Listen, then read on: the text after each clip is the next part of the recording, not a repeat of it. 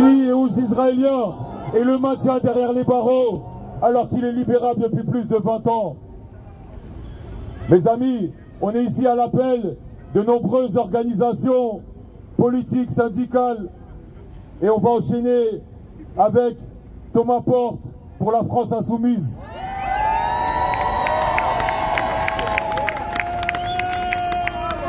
Bonsoir à toutes et à tous.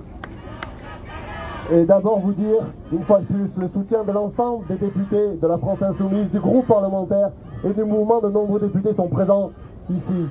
Vous dire comment, encore une fois, nous avons été horrifiés de voir les images des corps des Palestiniens et des Palestiniens brûlés, déchiquetés. Et de voir comment nous avons été horrifiés du silence assourdissant en France, de la responsabilité de celles et ceux qui ont déchiqueté et brûlé ces corps. Personne n'est venu à la télé dire que l'armée israélienne était responsable des massacres aujourd'hui dans la bande de Gaza, en Cisjordanie et au Liban. Et vous dire que nous avons honte du gouvernement français, de son président de la République, qui aujourd'hui montre les muscles avec des tweets et des communiqués de presse, mais ne prend pas le début d'une action concrète. La France continue aujourd'hui de livrer des armes à l'État israélien. La France refuse de prendre des sanctions économiques contre l'État israélien. La France refuse de se mobiliser pour suspendre l'accord d'association au niveau européen, comme nous le demandons depuis des mois face au massacre à Gaza. Mais vous dire que nous sommes du bon côté de l'histoire et que celles et ceux qui aujourd'hui soutiennent le génocide, soutiennent les massacres, finiront dans les poubelles de l'histoire. Leurs mains sont tachées du sang des Palestiniens à jamais. Et cette vision d'horreur, ils l'auront jusqu'à la fin de leur vie. Et nous cesserons de leur rappeler leur immense responsabilité dans le massacre de dizaines de milliers de civils. On n'oubliera pas.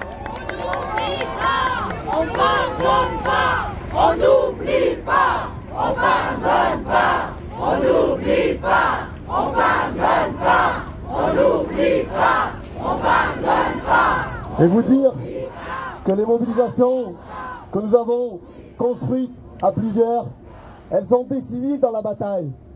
Car la bataille aux côtés du peuple palestinien et libanais, c'est une bataille pour le droit de détermination des peuples.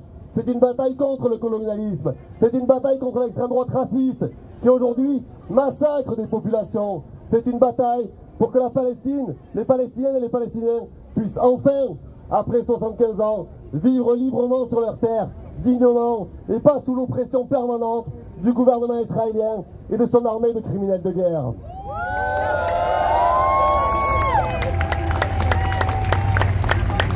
Et enfin, vous dire que nous allons évidemment continuer et qu'il faut maintenir une pression maximale sur celles et ceux qui aujourd'hui décident, ont des leviers d'action. Je l'ai rappelé, trop souvent on entend le gouvernement français nous dire mais qu'est-ce qu'on peut faire? Si les gouvernements européens, occidentaux, américains ont les moyens d'arrêter les massacres, sauf qu'aujourd'hui le commerce des armes et les milliards d'euros sont plus importants que les vies de dizaines de milliers de Palestiniens assassinés. La responsabilité des gens qui nous dirigent, elle est aujourd'hui historique. Et la France, par ses non-décisions, par le non-respect de l'ordonnance de la Cour internationale de justice qui demandait aux États signataires de prendre des mesures préventives, est complice du génocide. Et pour vous dire que la Palestine est une arête enfoncée dans la gorge du monde, mais que personne ne l'avalera. Gloire à celles et ceux qui résistent, et nous serons toujours aux côtés du peuple palestinien. Merci.